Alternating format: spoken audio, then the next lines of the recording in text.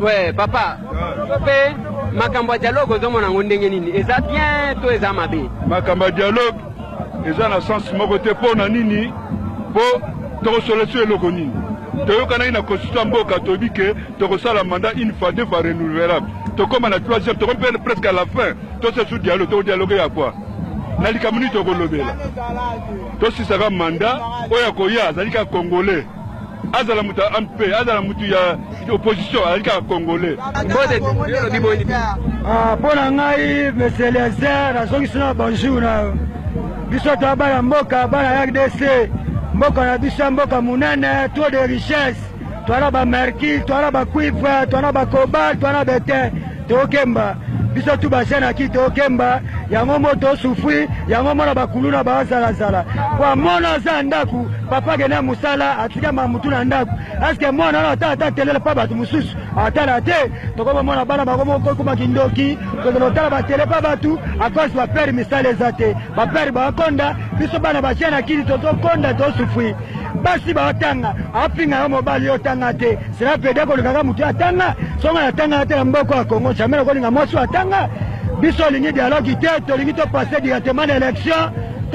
nyonda mandat na ye esili donc atika alongola pourquoi na calmement oyo bozoba bazosala elo mata zosala zo renouveler ba biloko ya oyo ezala jakala donc après si yango zosala déjà to moni yango donc to lia prince to lia même manane te pour esili atika mais elo moko ngana kosenga na opposition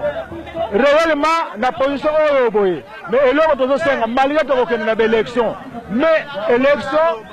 bazala uni opposition ngana zosenga que tous les leaders d'opposition bazala uni au lieu que bazala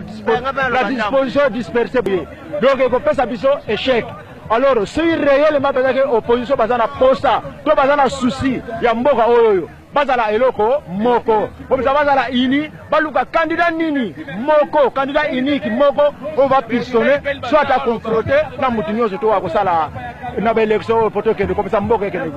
voilà mbote ndeko mbote papa les ouais meeting na kacha Sainte Thérèse encore une fois de plus yo olobini papa ngai souci na biso ezali nini alternance salama banda to botamia na to mon alternance te na direction ya démocratie na élection ozomona eza chance pour na biso nanu pe to mona te président fait président avandi na ye tozoleka tozopesa na pe bambote ke to benga o de fait président de te to mona ye pa envie ozomona ex président zala souci na biso yango wana et que tokende na élection normale ozomona toluka ba dismati ça ne sert à rien ozomona souci na biso ndenge boye biso to ba native a ozomona to koli a to beti babale a to lingi ba ventile souci ezale loko mo ya dernière chance na biso ngwana filmo tali o kana mawa ba indien bazo kolela biso j'ai un ami ici hein